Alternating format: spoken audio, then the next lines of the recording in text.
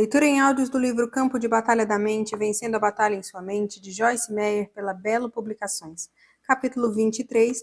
Não mereço as bênçãos de Deus porque não sou digno. Mentalidade de deserto, número 8.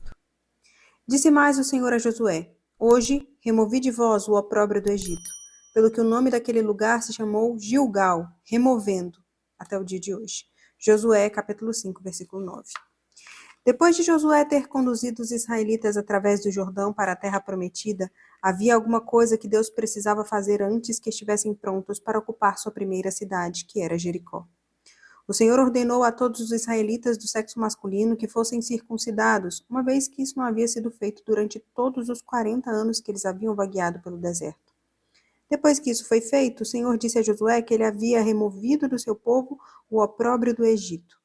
Alguns versos à frente, no capítulo 6, o relato começa com a forma como Deus conduziu seus filhos para dominar e conquistar Jericó. Por que o opróbrio precisava ser retirado deles antes? O que é um opróbrio? O opróbrio definido. A palavra opróbrio significa culpa, desgraça, vergonha. Quando Deus disse que ele iria remover dos israelitas o opróbrio do Egito, ele estava enfatizando algo.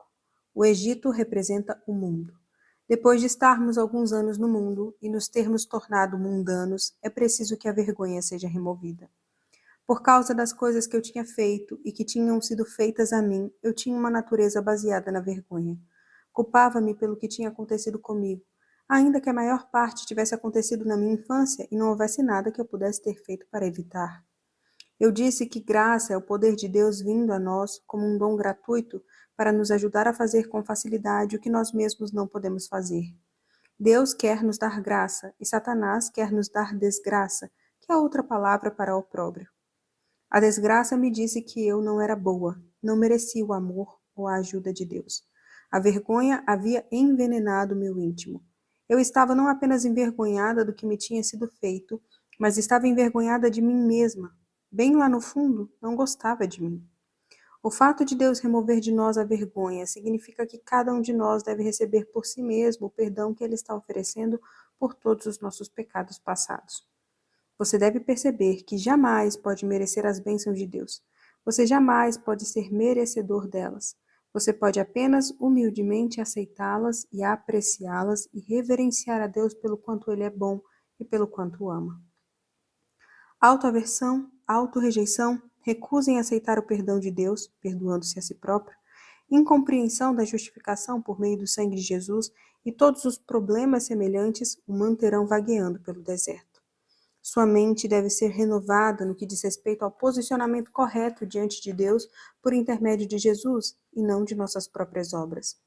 Estou convencida, depois de muitos anos de ministério, que 85% dos nossos problemas originam-se da maneira como nos sentimos a respeito de nós mesmos.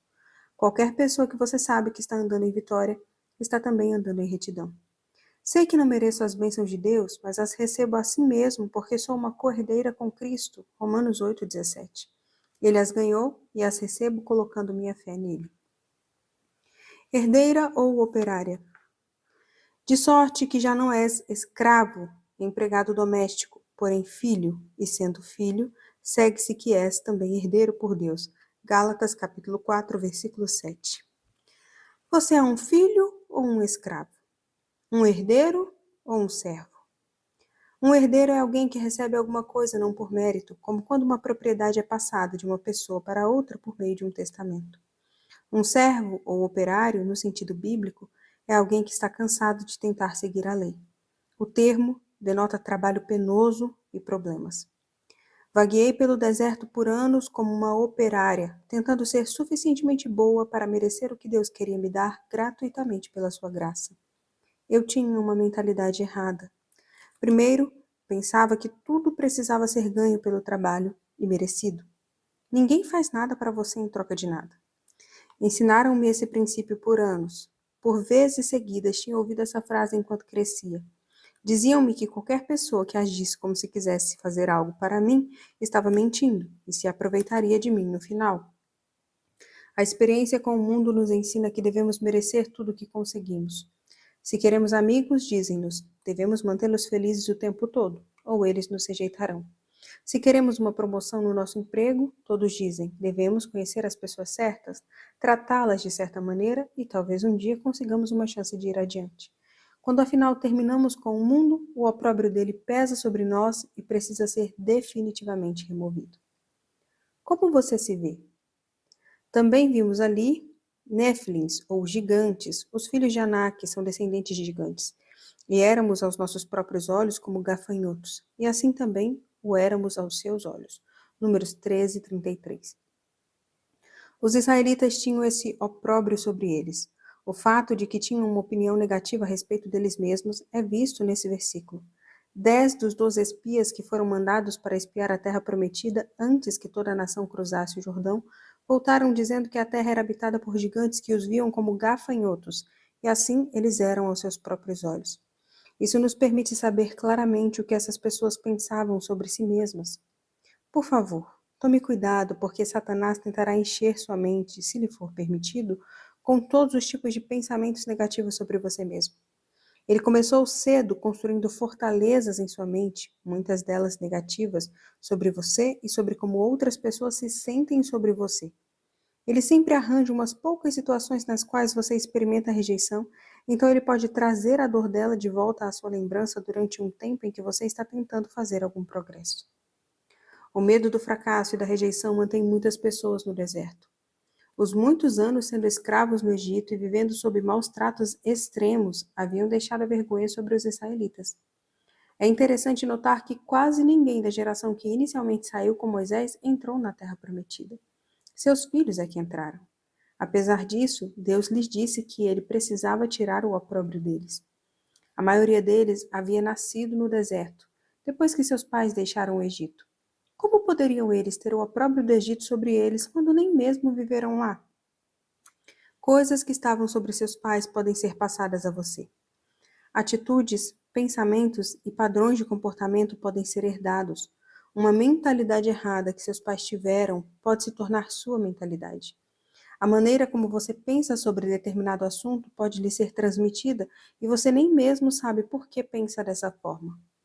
Um pai que tem uma autoimagem pobre, uma atitude de inutilidade e uma mentalidade do tipo não mereço as bênçãos de Deus, pode definitivamente transmitir essa mentalidade a seus filhos.